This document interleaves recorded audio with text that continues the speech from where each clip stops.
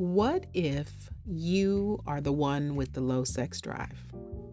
Not your partner, you. What does that feel like? What does that look like? And what, if anything, do you do about it? Hey, lovers, this is Stacey, and welcome back to Sex in Real Life, where we have honest conversations about sex, intimacy, and relationships beyond 40. If you are tired of tips and tricks that don't address what's actually happening in your body or your bed, you're in the right place. So, today we are talking about what it's like when you are the partner with the lower desire or the low libido, and all the feelings that come with that, and how to navigate that without making yourself a villain. So, let's just get into it. When you are the person who wants sex less in the relationship, it's complicated. Usually when we are talking about sexless relationships, the subject is typically revolving around the person who has the higher libido, the person who isn't having sex. But it can be a little bit more weighted for the person that isn't as interested. We just don't talk about that person as much. So we're talking about it today. And it's complicated, not because your partner wants sex more than you do, but because of how it makes you feel. Again, there's a spectrum of feelings. Guilt is often something that comes up a lot. You might feel like you are letting your partner down, like you are just getting it wrong and ruining the relationship or whatever. There's also shame, that internal voice that tells you that you're doing it wrong, that you should be better, that you should want it more, and that it's not normal for you not to want to do it. So there's also embarrassment, I guess. Yeah, embarrassment, because embarrassment and shame are different. There is embarrassment. Like, you might feel like you have to explain over and over again to your partner. Or, worse, if they are the one that's bringing it up, you might feel like you have to defend why you don't want sex as much as they do. And you might feel all of those things, which can make it hard, because nobody wants to let their partner down or themselves down. And, we come to relationships with a lot of preconceived ideas about what romance means. And that often includes sex. Even if you weren't doing it before you got married, there is an expectation that sex is a part of being in a healthy relationship. And it is for some people. It is for a lot of people. But there's also, so that's the external pressure, but there's also internal pressure, because again, you don't want to be the person that's causing the air quotes problem. It's a lot. It's a lot. I say that as someone who has been on both sides of that, the equation. I've been the low sex partner or low sex drive partner. I've also been the high sex drive partner. And, there's the internal and external pressure. So let's talk a little bit about the external pressure. Because even if your partner is not like on your back about it, even if they don't say anything directly, that doesn't mean that you don't feel their disappointment, or their frustration or their hurt, or you might have a partner who does say something directly like, hey, we haven't had sex in 2 weeks. Or, you never want it anymore. Or what's going on with you, right? They might bring it up every time, which means that the guilt just keeps compounding because they're not wrong. If you're either doing it or you're not doing it. So they're not lying or making it up. You just aren't as interested. as them or as interested as you once were, because this might not have always looked like this. Sometimes dynamics change, right? But it's affecting them, it's affecting you, and you can't flip a switch and suddenly want to do it. So you feel stuck, right? You feel bad for not wanting it. You feel pressured to do it anyway. Doesn't mean you do, but that just because you don't do it doesn't mean you don't feel pressured to do it anyway. And you might also feel that, like, no matter what you're doing, someone is going to be unhappy, you or them, right? And while I don't really, I try not to put a gender lens on everything, but there is some gender conditioning in this dynamic that also shows up, because if you're a man, you have been conditioned to think that you should always be ready, willing, and able to have sex. Men are supposed to want it all the time, anytime. That's the messaging, right? So if you are the low libido partner and you don't want it, when your partner initiates and you're not interested, that might really feel like a failure to you, like a big failure. And there might be a narrative around not feeling man enough, or, again, something's wrong with you. And there is shame that comes with that, compounded with the fact that nobody really talks about men having low desire, right? Low desire is not always talked about through the lens of the relationship when it comes to people who identify as female, but there is a narrative and a messaging that comes across in the media, on movies, in books about, like, the woman being the one who doesn't want to do it. So it's not often, it very, very, very infrequently do we see this through the lens of people who identify as male. But people with penises also experience low desire. And so I just really wanted to put that out there, because there is a cultural expectation about men wanting sex, and when you don't, it might feel like, something about your masculinity, right? Though, let's be clear. Low desire doesn't make you less of anything. And if you identify as a woman or as a female, the messaging, while it's more passive aggressive because it is in the media, it still is confusing, but in a different way. So if you identify as female, you've been told that sex is your duty. Maybe that's been indirect. Or, after 40, like, if you are seasoned, you might have heard it directly, from other women in your life, that is what women are supposed to do. Women should treat sex like it's a duty, should be sexy, should want to please your partner, right? And then you're also expected to be chaste and not to be too sexual and not to want it too much. It's very, very confusing. It's very confusing. So you're stuck in this impossible space where you're supposed to want sex enough to satisfy your partner, but not so much that you're seen as demanding, aggressive, or whorish. And then when you don't want it, when you are the one who, isn't as interested, you too might feel guilty for not fulfilling a role or not being the partner that you think or you've been told you're supposed to be. But you might also feel confused because weren't you also told that wanting sex too much was bad? So shouldn't low desire be okay?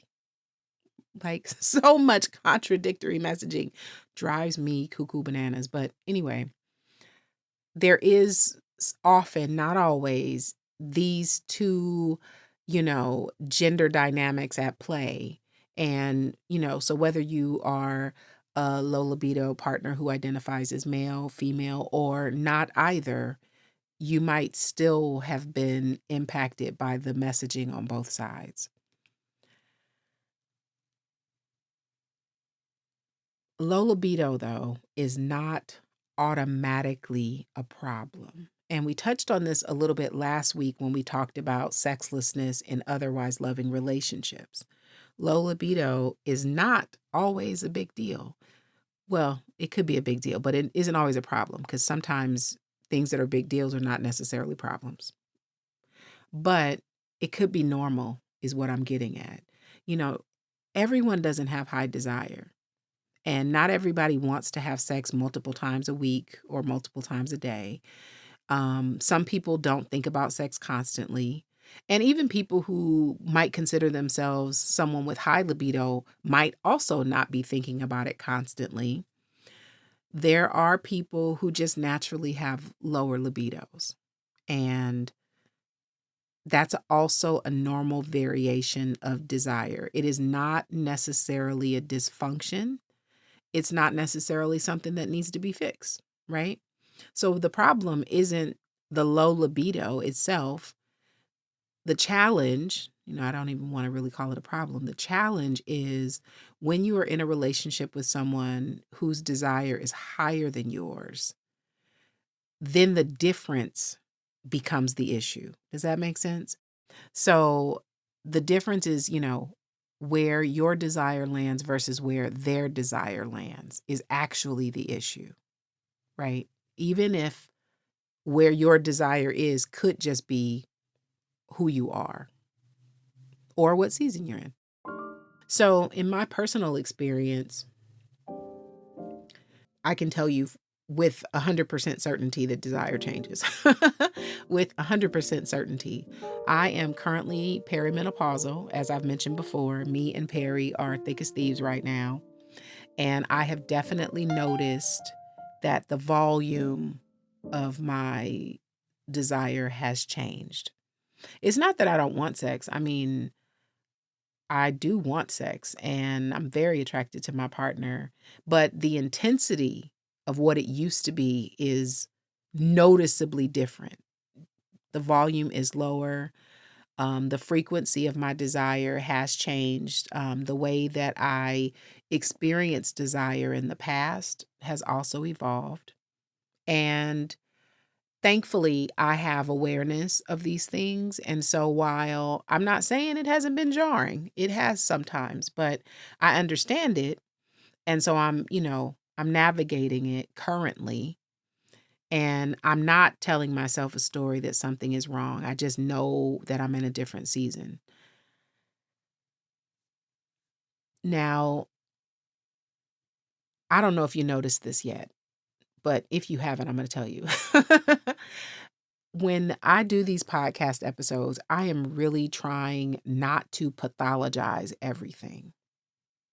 So I want to acknowledge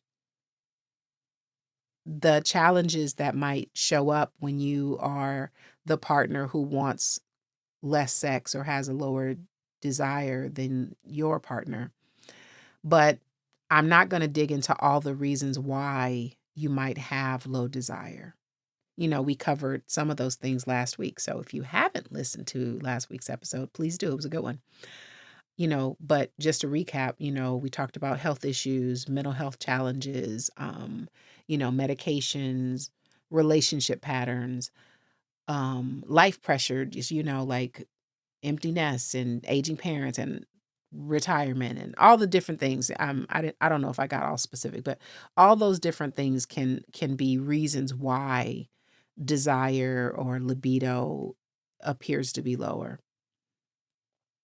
But today I just want to talk about what it feels like to be the person with the lower desire and how to navigate that.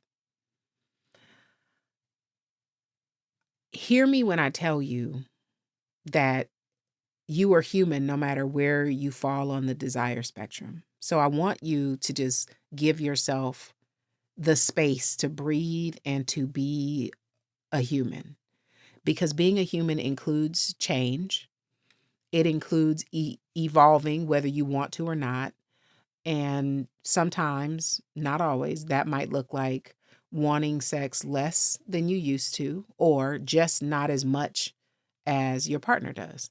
So you don't have to pressure yourself. You don't have to force it. You don't have to feel guilty, although you might feel guilty for being where you are.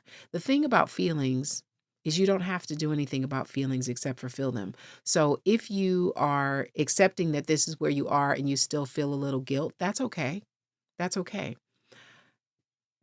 You are where you are right now in this season with this body in this relationship, and however you are, you get to be that, and that's allowed. The other thing I really want you to hear is the most important thing when it comes to the relationship you have with yourself. Well, maybe not the most important thing, but one of the important things about the relationship you have with yourself is you need to stay curious. Not in a, figure out what's wrong with you kind of way, but just in a get to know yourself at wherever you're at kind of way. So ask yourself some questions. You don't have to have the answers right away, but you do need to pose the questions to yourself so that you can see what comes up, and so that you can get a lay of the land, so to speak. So, one question you might ask is this seasonal? And by seasonal, I don't mean like winter versus summer, literally. I mean, like, where are you right now? Like, it could be summer and you could be experiencing winter where things slow down. I did do an episode about that in the past. Don't know the number, but you can search through the archives. So, because sometimes the season you're in nature is not the season you're in internally. So, is this seasonal? Is it a stressful period at work? Are you dealing with family stuff? Are you going through physical changes like, perimenopause or whatever?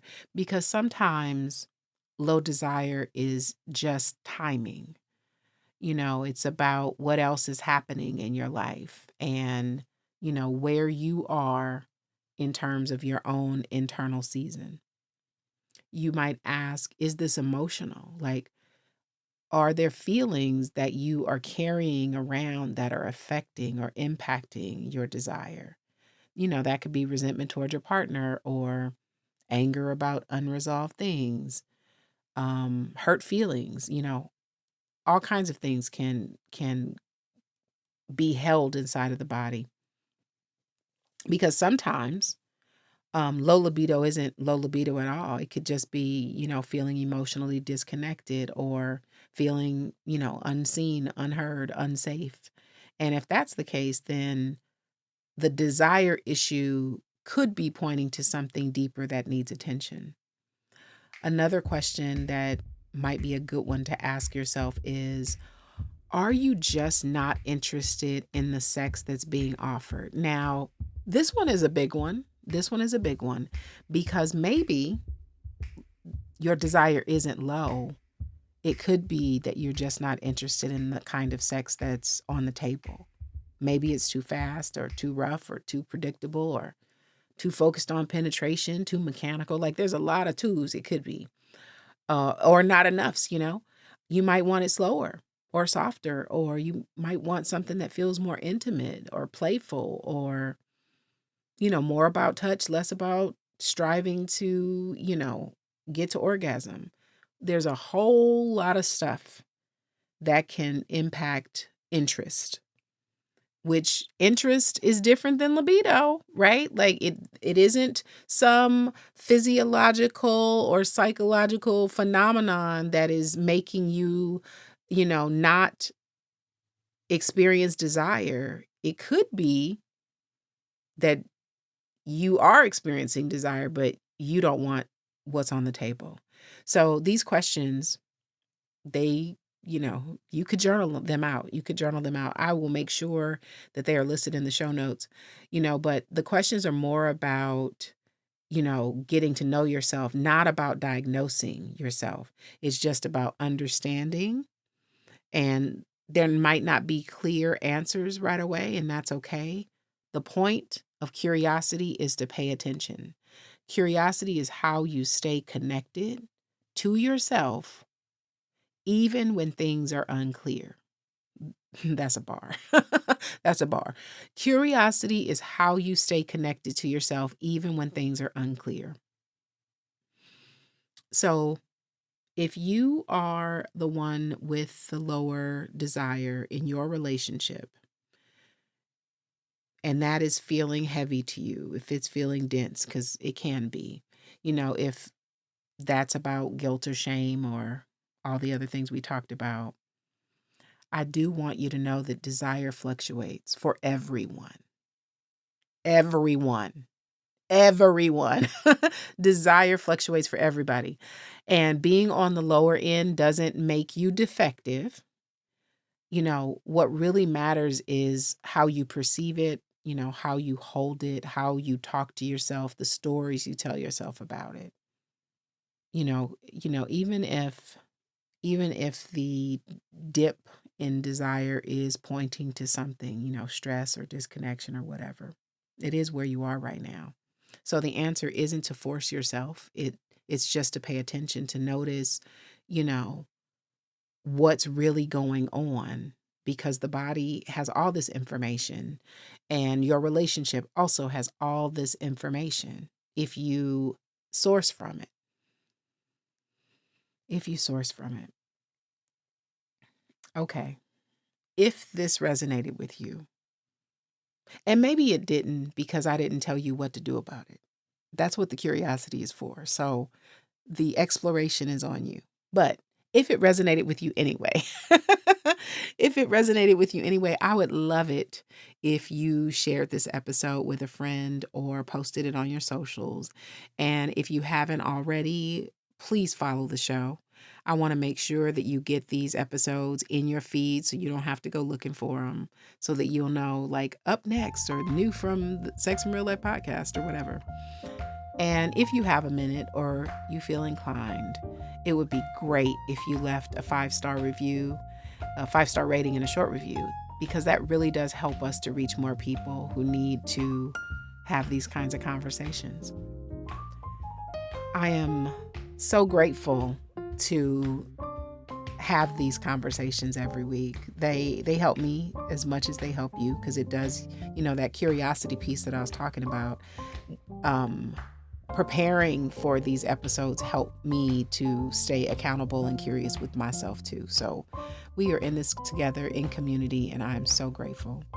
So I have no idea what we're talking about next week, but it's going to be good. It's going to be good. And I'll see you back here, same place, same time next week. Ciao.